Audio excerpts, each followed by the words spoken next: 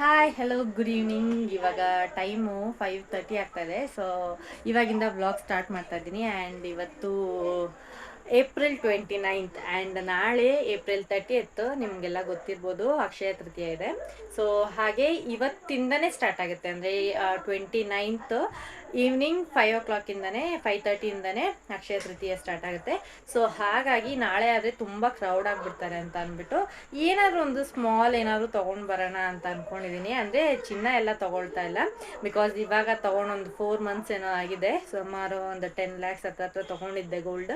So ಹಾಗಾಗಿ ಸಿಂಪಲ್ಲಾಗಿ ನನ್ನ ಮಗಳಿಗೆ ಕಾಲ್ ಚೈನ್ ಅಂತ ಅಂದ್ಕೊಂಡಿದ್ದೀನಿ. ಅಲ್ಲೋಗಿ ನೋಡಿದ್ಮೇಲೆ ಗೊತ್ತಾಗುತ್ತೆ. ಯಾಕಂದರೆ ಲಾಸ್ಟ್ ಇಯರ್ ಕೂಡ ನಾನು ಕಾಲ್ ಚೈನೇ ತೊಗೊಂಡಿದ್ದೆ. ನನಗೆ ಆ್ಯಕ್ಚುಲಿ ಅಕ್ಷಯ ತೃತೀಯಾಗೆಲ್ಲ ತೊಗೊಂಡು ಅಭ್ಯಾಸ ಇಲ್ಲ, ಬಟ್ ಲಾಸ್ಟ್ ಇಯರ್ ತೊಗೊಂಡಿದ್ದೆ. ಸೊ ಹಾಗಾಗಿ ಸ್ವಲ್ಪ ಏನೋ ಪಾಸಿಟಿವ್ ಆಗಿತ್ತು. ಸೊ ಹಾಗಾಗಿ ಈ ಸಲನೂ ತೊಗೊಳ್ಳೋಣ, ಏನಾದರೂ ಸ್ಮಾಲ್ ಥಿಂಗ್ ಅಂತ ಅಂದ್ಕೊಂಡಿದ್ದೀನಿ. ಆ್ಯಂಡ್ ಇವಾಗ ಗೋಲ್ಡ್ ರೇಟ್ ಅಂತೂ ಅಪ್ಪ ಗಗನಕ್ಕೆ ಏರ್ಬಿಟ್ಟಿದೆ.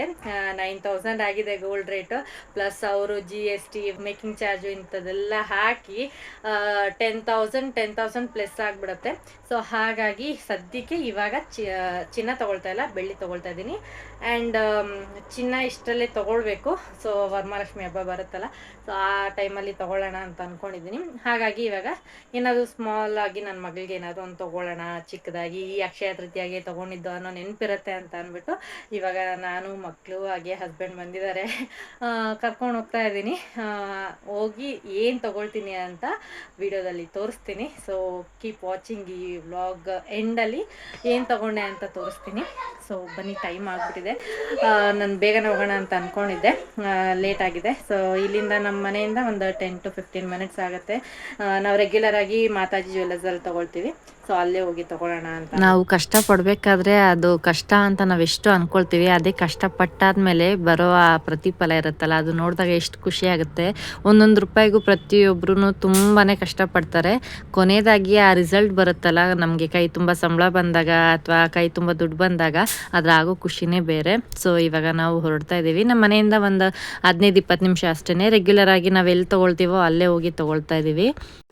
ನಾವು ಈ ಏರಿಯಾಗೆ ಬಂದಾಗ, ಅಂದರೆ ಮದುವೆ ಆಗಿ ಹೊಸದಲ್ಲಿ ಈ ಏರಿಯಾಗೆ ಬಂದಾಗ ಪೂರ್ತಿ ಖಾಲಿ ಇತ್ತು. ಇಲ್ಲೆಲ್ಲ ಏನಂದರೆ ಏನೂ ಇರಲಿಲ್ಲ, ಎಲ್ಲ ಬರೀ ನೀಲಗಿರಿ ಮರಗಳಷ್ಟೇ ಇದ್ದಿದ್ದು. ಇವಾಗೆಲ್ಲ ಎಷ್ಟೊಂದು ಶಾಪ್ಸ್ ಆಗಿಬಿಟ್ಟಿದೆ, ಎಷ್ಟೊಂದು ಬಿಲ್ಡಿಂಗ್ಗಳಾಗ್ಬಿಟ್ಟಿದೆ, ಗುರ್ತಿಡಿಯೋಕ್ಕೆ ಆಗಲ್ಲ ನಾವು ಅವಾಗ ಬಂದಾಗ ಹೆಂಗಿತ್ತು ಇವಾಗ ಹೆಂಗೆ ಹೋಗ್ಬಿಟ್ಟಿದೆ ಅಂತ. ಆ್ಯಂಡ್ ಇದೇ ಜ್ಯುವೆಲರಿ ಶಾಪಲ್ಲಿ ನಾನು ರೆಗ್ಯುಲರಾಗಿ ಪರ್ಚೇಸ್ ಮಾಡೋದು. ಸೊ ಹಾಗೆ ಇಲ್ಲಿಗೆ ಬಂದಿದ್ದೀನಿ. ಆ್ಯಂಡ್ ಇವತ್ತು ನೋಡಿ ಆಲ್ರೆಡಿ ಜನ ಬಂದುಬಿಟ್ಟಿದ್ದಾರೆ. ನಾಳೆ ಅಂತಂದರೆ ಇನ್ನೂ ಜಾಸ್ತಿ ಜನ ಆಗಿಬಿಡ್ತಾರೆ. ಹಾಗೆ ಚಿನ್ನದ ಅಂಗಡಿಗೆ ಬಂದರೆ ಅಂತೂ ಫಸ್ಟ್ ನಾವು ಹೆಣ್ಮಕ್ಳು ನೋಡೋದೇ ಚಿನ್ನ, ಆಮೇಲೆ ಬೆಳ್ಳಿ ಕಡೆ ನೋಡ್ತೀವಿ. ಹಾಗೆ ಹೊಸ ಹೊಸ ಕಲೆಕ್ಷನ್ಸ್ ಎಲ್ಲ ಬಂದಿತ್ತು, ಹಾರ, ನೆಕ್ಲೆಸ್ ಎಲ್ಲನೂ. ಹಾಗೆ ನೋಡಿಕೊಂಡು ನನಗೆ ಇಲ್ಲಿ ಬಂದ ಮೇಲೆ ಕಾಲ್ ಚೈನ್ ತೊಗೊಳ್ಳೋದ ಅಥವಾ ಬೇರೆ ಏನಾದರೂ ತೊಗೊಳ್ಳೋದ ಅಂತ ಸಿಕ್ಕಾಪಟ್ಟೆ ಕನ್ಫ್ಯೂಷನ್ನು. ಹಾಗೆ ನಮ್ಮ ಮನೆಯವ್ರು ಹೇಳಿದ್ರು, ಕಾಲ್ ಚೈನ್ ನೀನೇನು ಯೂಸೇ ಮಾಡಲ್ಲ, ಆಲ್ರೆಡಿ ತೊಗೊಂಡ್ರದೆಲ್ಲ ಬೀರೋಲ್ಲೇ ಇಟ್ಟಿದೆಯಾ, ಸೊ ಹಾಗಾಗಿ ನೀನೇನು ಯೂಸ್ ಮಾಡಲ್ಲ ಅಲ್ವಾ, ಯೂಸ್ ಆಗೋವಂಥದ್ದು ಏನಾದರೂ ಈ ಸಲ ತೊಗೋ ಅಂತ ಅಂದ್ಬಿಟ್ಟು. ಸೊ ಹಾಗೆ ಕಾಮಾಕ್ಷಿ ದೀಪ ತೊಗೊಳ್ಳೋದ ಅಥವಾ ಚಿಕ್ಕ ಚಿಕ್ಕ ದೀಪಗಳು ತೊಗೊಳ್ಳೋದ ಅಂತ. ಚಿಕ್ಕ ದೀಪಗಳು ಬೇಡ ಅಂತ ಅನಿಸ್ತು, ಯಾಕೆಂದರೆ ನನಗೆ ಚಿಕ್ಕದು ಇಷ್ಟ ಇಲ್ಲ, ನಾನು ದೀಪಾಲೆ ಕಂಬ ದೊಡ್ಡ ತೊಗೋಬೇಕು ಅಂತ ಅನ್ಕೊಂಡಿದ್ದೀನಿ. ಹಾಗಾಗಿ ಕಾಮಾಕ್ಷಿ ದೀಪನೇ ನೋಡಿದೆ. ಇದು 102 ಗ್ರಾಮ್ ಇದೆ. ಬೆಳ್ಳಿ ರೇಟ್ ಇವತ್ತು 95 ರೂಪಾಯಿ ಇತ್ತು. ಸೊ ಹಾಗೆ ನಮ್ಮದು 102 ಗ್ರಾಮ್ಗೆ ಎಲ್ಲ ಸೇರಿ, ಅಂದರೆ GST ಮೇಕಿಂಗ್ ಎಲ್ಲ ಸೇರಿ 10,800 ರೂಪಾಯಿ ಆಯಿತು. ಸೊ ಇದೊಂದು ಕಾಮಾಕ್ಷಿ ದೀಪ ತೊಗೊಂಡೆ, ಒಂದು ನೆನಪಿಗಿರುತ್ತೆ ಅಂತ. ಹಾಗೆ ನಾನು ಇದೊಂದು ಚೈನ್ ಗೋಲ್ಡ್ ತುಂಬಾ ಇಷ್ಟ ಆಯಿತು. ಲೇಡೀಸು ಯೂಸ್ ಮಾಡ್ಬೋದು, ಹಾಗೆ ಜೆಂಟ್ಸು ಯೂಸ್ ಮಾಡ್ಬೋದು. ತುಂಬಾ ಚೆನ್ನಾಗಿತ್ತು, ಸಿಕ್ಕಾಪಟ್ಟೆ ಇಷ್ಟ ಆಯಿತು.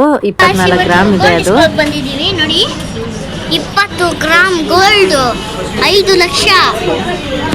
ಹಾಗೆ ಇಲ್ಲಿ ನನ್ನ ಮಗ ನನ್ನ ರೇಗಿಸ್ತಾ ಇದ್ದಾನೆ, ಪ್ರತಿ ಸಲ ನೀವೇ ತಗೊಳ್ತೀರ ಗೋಲ್ಡ್ ಗೋಲ್ಡ್ ಗೋಲ್ಡ್ ಅಂತ ಅಂದ್ಬಿಟ್ಟು ಅಂತ. ರೀಸೆಂಟಾಗಿ ನನ್ನ ಹಸ್ಬೆಂಡ್ಗೆ ಒಂದು ಚೈನ್ ಇಸ್ಕೊಟ್ಟೆ, ಮದಿರಾ ಚೈನ್, ಇವಾಗ ಟ್ರೆಂಡಿಂಗಲ್ಲಿದೆ ಅಂತ ಅಂದ್ಬಿಟ್ಟು. ಅದು 25 ಗ್ರಾಮ್ಸ್ ಇದೆ. ಹಾಗೆ ಈ ಚೈನ್ನ ನೆಕ್ಸ್ಟ್ ನನ್ನ ಮಗಗೆ ನೋಡೋಣ ಅಂತ ಅವನಿಗಿದೆ, ಬಟ್ ಅದು ಸ್ವಲ್ಪ ಕಡಿಮೆ ವೇಟ್ ಗ್ರಾಮಲ್ಲಿದೆ. ಸೊ ಹಾಗಾಗಿ ನೆಕ್ಸ್ಟ್ ಟೈಮ್ ತೊಗೊಳ್ಳೋಣ ಅಂತ ಅಂದ್ಬಿಟ್ಟು.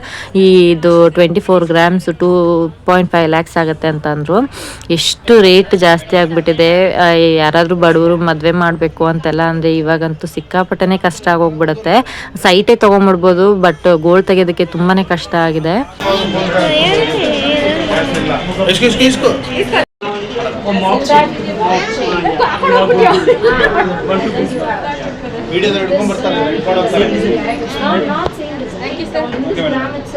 ಸರ್ ಬಾಕ್ಸ್ ಏನಾದ್ರು ಇದೆಯಾ ಇದಕ್ಕೆ ಏನಾದ್ರು ಇರಲ್ಲೇನಾ ಫೈನಲಿ ಅಕ್ಷಯ ತೃತೀಯ ನೆನಪಿಗೆ ಒಂದು ಕಾಮಾಕ್ಷಿ ದೀಪ ಪುಟ್ಟದಾಗಿ ತಗೊಂಡು ಇಲ್ಲಿಂದ ಹೊರಡ್ತಾ ಇದ್ದೀವಿ. ನನ್ನ ಹಸ್ಬೆಂಡು ಕಿವಿ ಚುಚ್ಚಿಸ್ಬೇಕು ಅಂತ ಹೇಳ್ತಾ ಇದ್ದಾರೆ. ಸೊ ಅದಕ್ಕೆ ನನಗೆ ನಗು ಬರ್ತಿದೆ.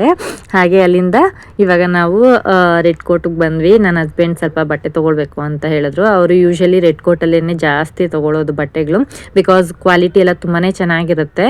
ಹಾಗಾಗಿ ಇಲ್ಲೇ ಬಂದು ಚೆಕ್ ಮಾಡ್ತಾ ಇದ್ದೀವಿ. ಆ್ಯಕ್ಚುಲಿ ಇವ್ರದ್ದು ಒಂದು ಔಟ್ಲೆಟ್ ನಮ್ಮನೆ ಹತ್ರ ಕೂಡ ಇದೆ, ಬಟ್ ಯಾವಾಗಲೂ ಅಲ್ಲೇ ತೊಗೊಳ್ತಾ ಇರ್ತೀವಿ. ಸೊ ಇವತ್ತು ವೈಟ್ ಫೀಲ್ಡಲ್ಲಿ ಚೆಕ್ ಮಾಡೋಣ ಅಂತ ಅಂದ್ಬಿಟ್ಟು ಇಲ್ಲಿಗೆ ಬಂದಿದ್ದೀವಿ. ಈ ಶರ್ಟ್ ಅಂತೂ ನಂಗೆ ತುಂಬಾ ಇಷ್ಟ ಆಯಿತು. ಕ್ವಾಲಿಟಿ ತುಂಬಾ ಚೆನ್ನಾಗಿದೆ. ಹಾಗೆ ನನಗೆ ವೈಟ್ ಕಲರ್ ಅಂದರೆ ಸ್ವಲ್ಪ ಇಷ್ಟ ಆಗುತ್ತೆ, ಬಟ್ ಮೇಂಟೆನೆನ್ಸ್ ಸ್ವಲ್ಪ ಕಷ್ಟ. ಬಿಕಾಸ್ ಏನಾದ್ರು ತಿನ್ಬೇಕಾದ್ರೆ ಮಕ್ಕಳನ್ನೆಲ್ಲ ಎತ್ಕೊಂಡಿರ್ತೀವಲ್ಲ, ಏನಾದರೂ ಚೆಲ್ ಬಿಡುತ್ತೆ ಅಂತ ಬೈಕೆ. ಇದು 1800 ರುಪೀಸು, 30% ಏನೋ ಡಿಸ್ಕೌಂಟ್ ಅಂತ ಅಂದರು. ಸೊ ಅದೇ ಪ್ಯಾಟ್ರನಲ್ಲೇ ಕಲರ್ ಸ್ವಲ್ಪ ಚೇಂಜ್ ಮಾಡಿ ಸ್ವಲ್ಪ ಗ್ರೇ ಕಲರಲ್ಲಿ, ನನ್ನ ಹಸ್ಬೆಂಡ್ಗೆ ಗ್ರೇ ಕಲರ್ ಅಂದರೆ ತುಂಬ ಇಷ್ಟ. ಸೊ ಹಾಗೆ ಇದೊಂದು ಪ್ಯಾಂಟ್ ಜೀನ್ಸು ಹಾಗೆ ಅದೊಂದು ತೊಗೊಂಡ್ವಿ. ಹಾಗೆ ಸತೀಶ್ ಹೇಳ್ತಾ ಇದ್ರು ಇದು ಕೂಲಿಂಗ್ ಗ್ಲಾಸ್ ತಗೋ ಚೆನ್ನಾಗಿದೆ ಅಂತ ಅಂದ್ಬಿಟ್ಟು.